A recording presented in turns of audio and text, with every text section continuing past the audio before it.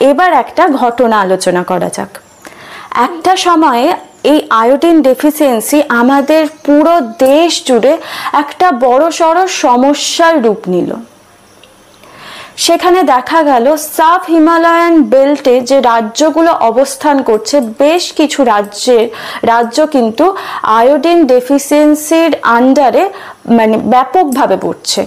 সেই রাজ্যগুলি কি কি, নামগুলো জেনে নেওয়া যাক। রাজ্যগুলি হলো হিমাচল প্রদেশ, পাঞ্জাব, হরিয়ানা, উত্তরপ্রদেশ, বিহার, ওয়েস্ট বেঙ্গল, সিকিম, আসাম, মিজোরাম, মেঘালয়, ত্রিপুরা, মণিপুর, নাগাল্যান্ড এবং অরুণাচল প্রদেশ।